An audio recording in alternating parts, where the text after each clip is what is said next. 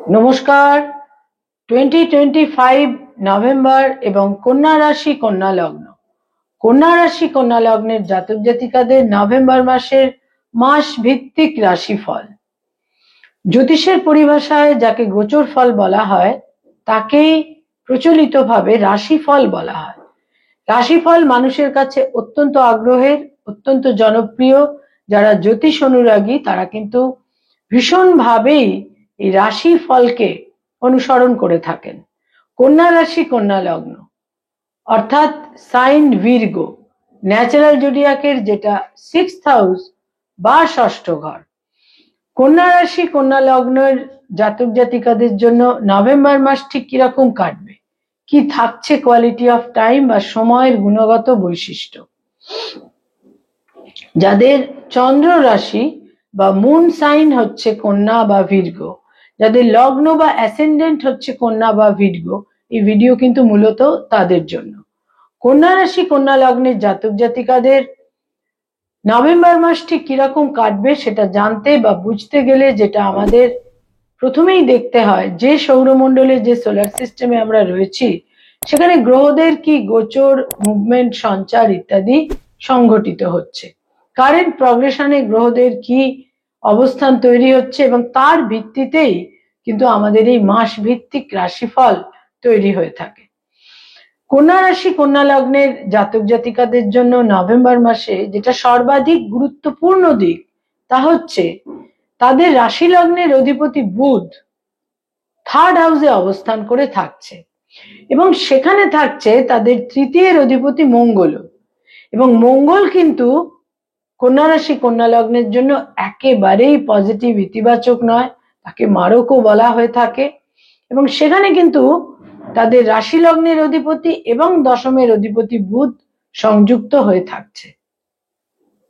এবং এই বুধ 9th নভেম্বর বুধ বক্র গতিতে গোচর করবে।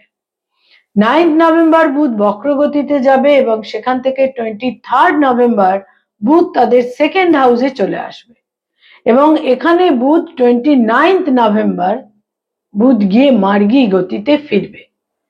সুতরাং এটা খুব একটা বিশেষ দিক, তা হচ্ছে যে যতক্ষণ কিন্তু বুধ তাদের থার্ড হাউসে থাকছে মঙ্গলের সঙ্গে সংযুক্ত হয়ে, সেটা কিন্তু বিভিন্নভাবে হেলথের ক্ষেত্রে, কর্মজীবনে কিছু অসুবিধে তৈরি করে দিতে পারে।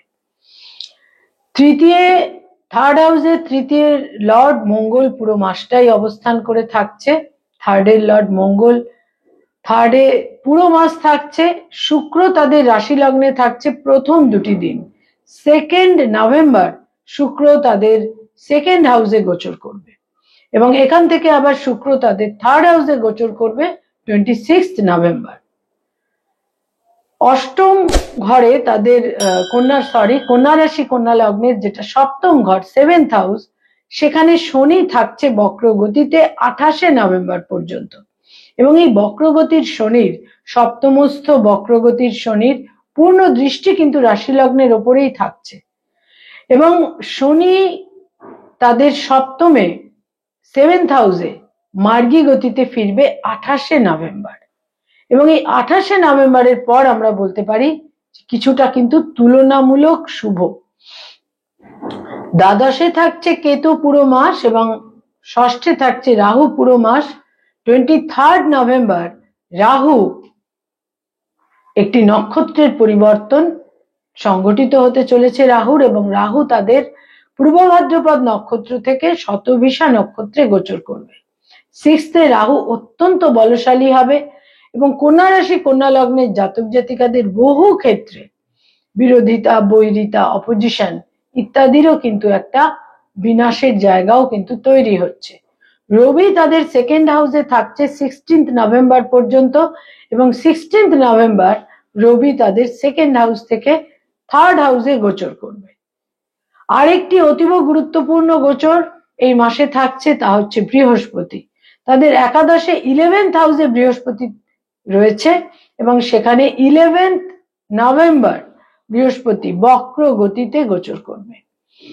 একাদশে বৃহস্পতি যখন অবস্থান করে থাকছে প্রথম 11টা দিন, এটা কিন্তু তাদের বিভিন্নভাবে বহু ক্ষেত্রেই শুভ ফল দেবে। কন্যা রাশি কন্যা লগ্নের জাতক জাতিকাদের জন্য নভেম্বর মাসে এই হচ্ছে মোটামুটি গোচর, সঞ্চার, মুভমেন্ট ইত্যাদি, এবং এর ফলে তাদের মাস ভিত্তিক রাশিফল তৈরি হচ্ছে। হেলথ বা স্বাস্থ্য, এই মাসে কিন্তু যেটা খুব গুরুত্বপূর্ণ দিক তা হচ্ছে হেলথের ক্ষেত্রে কোনো অসুবিধে কিন্তু তৈরি হতেই পারে, বিশেষ সতর্ক থাকতে হবে। চোট, আঘাত, হাড়ের সমস্যা, হাড় ভেঙে যাওয়া, কোনো হাড়ে কোনো বিশেষ ব্যথা, বেদনা, পেইন, আর্থারাইটিস, স্পন্ডিলোসিস, এই সমস্ত সমস্যাগুলো কিন্তু এই মাসে বিশেষভাবে প্রকট হতে পারে, এবং এর সঙ্গে সঙ্গে চোখের সমস্যাও তাদের বিড়ম্বনায় ফেলতে পারে। এবং কিছু কিছু ক্ষেত্রে কোল্ড অ্যান্ড কাফ এবং দেহের লোয়ার পোর্শনের ব্যথা বেদনা তাদের বিড়ম্বিত করতে পারে। আয়ের ক্ষেত্র বা ইনকামের ক্ষেত্র মোটামুটি শুভই বলতে পারি, এবং কিছু কিছু ক্ষেত্রে আনএক্সপেক্টেড অপ্রত্যাশিত অর্থাগমের সম্ভাবনা থাকছে। ব্যয়ভাব প্রবল থাকছে, বিভিন্ন কারণে ব্যয়ের ক্ষেত্র থাকছে, এবং বহু ক্ষেত্রে হেলথের কারণে, বহু ক্ষেত্রে ভ্রমণের কারণে ব্যয়ের একটা প্রাবল্য অতি অবশ্যই কিন্তু তাদের থাকছে। যারা কোনো আইনি সমস্যা, মামলা, মোকদ্দমা, লিটিগেশন ইত্যাদির মধ্যে রয়েছেন, সেখানে কিন্তু বলবো এই মাসে কিন্তু কিছু জটিলতার দিক থাকছে, সতর্ক থাকতে হবে। কিন্তু এই মাসের শেষ ভাগ থেকে, লাস্ট উইক থেকে একটা স্থিতিশীল পরিস্থিতি তৈরি হবে, এবং নতুন করে কোনো মামলা মোকদ্দমার ক্ষেত্র এই মাসে কিন্তু বিশেষ একটা থাকছে না।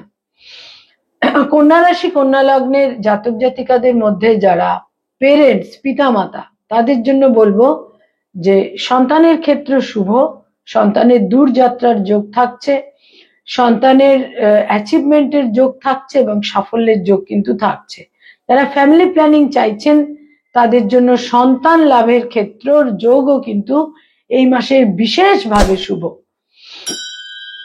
এবং এক্ষেত্রে আরো একটি কথা বলবো, যারা কোনোভাবে অ্যাডাপশন করতে চাইছেন সেক্ষেত্রেও এই মাসের প্রথম 10টা দিন বাদ দিয়ে শেষ যে 20টা দিন, সেক্ষেত্রেও কিন্তু আপনারা প্রত্যাশিত ক্ষেত্রে কিছু শুভ ফল অতি অবশ্যই পেতে পারেন। যারা কোনো পারিবারিক ক্ষেত্রে যাদের কোনো উদ্বেগ রয়েছে, দুশ্চিন্তা রয়েছে পারিবারিক ক্ষেত্রে, গার্হস্থ্য জীবনে, সেখানে কিন্তু ক্রমশ একটা সমাধান, সলিউশন, স্থিতিশীলতা ইত্যাদি তৈরি হবে। মায়ের স্বাস্থ্যহানি হতে পারে, মায়ের সঙ্গে মতপার্থক্য তৈরি হতে পারে এই মাসে। যারা কোনো স্থাবর সম্পত্তিতে বিনিয়োগ করতে চাইছেন, নতুন জমি, বাড়ি, ফ্ল্যাট ইত্যাদি ক্রয় করতে চাইছেন, সেখানে কিন্তু এই মাসের প্রথম 10টা দিন বেশ শুভ, কিন্তু শেষ 20টা দিন অতটা তুলনামূলক শুভ কিন্তু থাকছে না। যারা স্টুডেন্ট, ছাত্রছাত্রী, শিক্ষার্থী, বিদ্যার্থী, তাদের জন্য এই মাস অত্যন্ত অনুকূল থাকছে।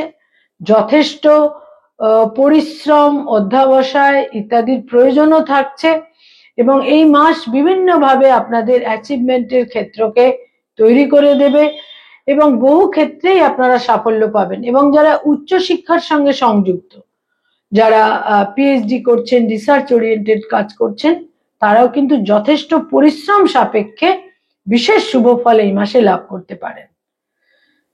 যারা কোনো রিলেশনশিপ, প্রেম প্রীতি, প্রণয়ের মধ্যে রয়েছেন, এই মাসে বিবাহের সিদ্ধান্ত নিতে পারেন, আর কিছু কিছু ক্ষেত্রে কিন্তু আকস্মিকভাবে একটা ব্রেকআপের সম্ভাবনা কিন্তু থাকছে। বহু ক্ষেত্রেই যারা অলরেডি বিবাহিত দাম্পত্য জীবনে রয়েছেন, সেখানে কিন্তু বহু ক্ষেত্রে দেখা যাবে স্বামী বা স্ত্রীর সঙ্গে একটা ফিজিক্যাল ডিস্টেন্স, কর্মসূত্রে বা কোনো কারণে একটা দূরবর্তী স্থানে তাদের যাওয়ার প্রয়োজন হতে পারে, এবং কিছু কিছু ক্ষেত্রে কিন্তু হাজবেন্ড বা ওয়াইফের সাফল্যের দিকও বিশেষভাবে দেখা যাচ্ছে। যারা ডক্টর, মেডিকেল প্রফেশনে রয়েছেন, হিলিং প্রফেশনে রয়েছেন, এই মাসের দ্বিতীয় সপ্তাহ থেকে বিভিন্নভাবে আপনারা শুভ ফল লাভ করবেন। সেকেন্ড উইক থেকে অ্যাপ্রিসিয়েটেড হবেন, আপনাদের মেধা স্বীকৃতি লাভ করবে, বিচক্ষণতা, মেরিট স্বীকৃতি লাভ করবে। যারা অ্যাডভোকেট, লয়ার, আইনি পরামর্শ দিয়ে থাকেন, বেশ জটিলতাপূর্ণ কিন্তু এই মাস। সিদ্ধান্ত নেওয়ার ক্ষেত্রে বিশেষ সতর্কতা প্রয়োজন। মিসআন্ডারস্ট্যান্ডিং তৈরি হতে পারে, কোনো গোলযোগ তৈরি হতে পারে, কোনো ব্যাপারে উদ্বেগও তৈরি হতে পারে। যারা মানি মার্কেটে রয়েছেন, stock market, share market, insurance, banking sector, যারা ইনভেস্টমেন্টের কাজ করিয়ে থাকেন এজেন্ট হিসেবে, ফিনান্স ওরিয়েন্টেড যা কিছু কাজ রয়েছে, যারা চার্টার্ড অ্যাকাউন্টেন্ট, নিজস্ব চার্টার্ড ফার্ম রয়েছে, বিভিন্ন জায়গায় ফিনান্স ওরিয়েন্টেড কনসালটেশনের কাজ ইত্যাদি যারা করে থাকেন, তাদের জন্য বলবো এই মাসে আপনাদের বুদ্ধিমত্তা, ইন্টেলিজেন্স, বাক্য প্রয়োগ বিভিন্নভাবে কিন্তু সাফল্য এনে দেবে এবং ভাগ্যোন্নতির একটা বিশেষ সুযোগ এবং সুবিধে কিন্তু থাকছে। যারা ক্রিয়েটিভ ফিল্ডের মানুষ, সৃষ্টিশীল কাজ করে থাকেন, পারফর্মিং আর্টের সঙ্গে সংযুক্ত, ইনোভেটিভ লেখালেখির কাজ করেন, যারা কোনোভাবে যারা বিশেষ করে বলবো যে অভিনয়ের জগতে রয়েছেন, যারা বাচিক শিল্পী, যারা ছোট পর্দা বড় পর্দায় অভিনয় করে থাকেন, বিভিন্নভাবে ক্রিয়েটিভিটির সঙ্গে যাদের সংযোগ রয়েছে, এই মাস বেশ শুভ। বিশেষ করে এই মাসের প্রথম 3টি সপ্তাহ কিন্তু অত্যন্ত শুভ। বিভিন্নভাবে আপনাদের যোগাযোগ, কমিউনিকেশন বিভিন্নভাবে শুভ ফল এনে দেবে। যারা সরকারি চাকরি করেন, গভর্নমেন্টের সঙ্গে কানেক্টেড হয়ে কাজকর্ম করেন, লাস্ট 2 উইকস তুলনামূলক শুভ। প্রথম 2টি সপ্তাহে কিছুটা সংঘাত, সংঘর্ষ থাকতে পারে।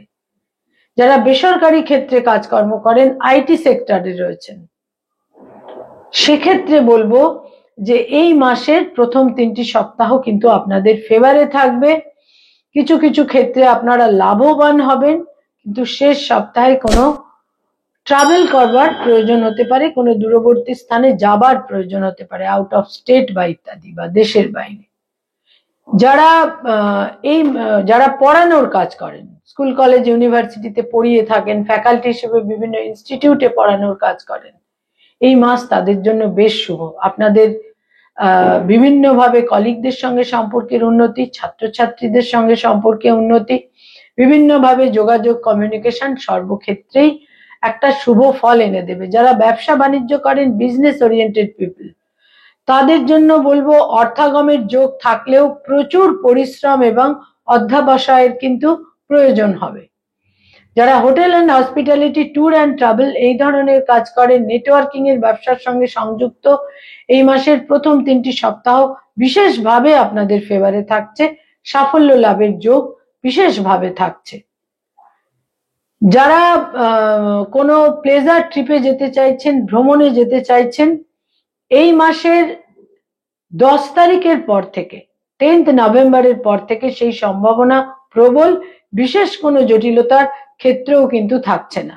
কন্যা রাশি, কন্যা লগ্নের জাতক জাতিকা, বয়সের ছোট ভাই বোনেদের সঙ্গে সংঘর্ষ তৈরি হতে পারে। বয়সের ছোট ভাই বোনেদের কাছে কিছুটা আপনাদের কম্প্রোমাইজ করে নেবার প্রয়োজন হতে পারে। বয়সে বড় ভাই বোনেদের সঙ্গে সম্পর্ক তুলনামূলক শুভ, তবে পিতার সঙ্গে সম্পর্কের উন্নতি এবং বহু ক্ষেত্রে পিতার সুচিকিৎসা ইত্যাদির ক্ষেত্রেও কিন্তু তৈরি হতে পারে।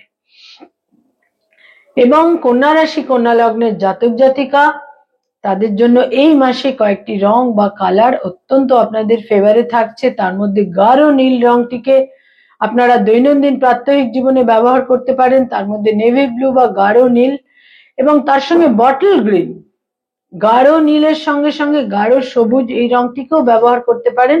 এছাড়া বলবো ঘিয়ে রং বা ক্রিম কালার, এই রংটিও আপনাদের জন্য অত্যন্ত শুভ থাকছে এই মাসে। আপনারা বিভিন্ন ব্যবহার্য জিনিসের ক্ষেত্রে ব্যবহার করতে পারেন, প্রতিকারের মতো শুভ ফল দেবে। কয়েকটি ডেট বা তারিখ আপনাদের জন্য অত্যন্ত ইভেন্টফুল এবং গুরুত্বপূর্ণ হতে পারে এই মাসে। 2 তারিখ, 5 তারিখ, 6 তারিখ, 9 তারিখ, 14 তারিখ, 17 তারিখ, 19 তারিখ, 22 তারিখ, 23 তারিখ, 28 তারিখ এবং 29 তারিখ, এই ডেটগুলো আপনাদের জন্য অত্যন্ত মিনিংফুল, ইভেন্টফুল হতে পারে। এবং এই মাসে যেটা খুব মনে রাখা প্রয়োজন, সেটা হচ্ছে হেলথের ক্ষেত্রে যত্নশীল থাকতে হবে এবং যোগাযোগ, কমিউনিকেশন আপনাদের বিভিন্নভাবে শুভ ফল এনে দেবে। নমস্কার।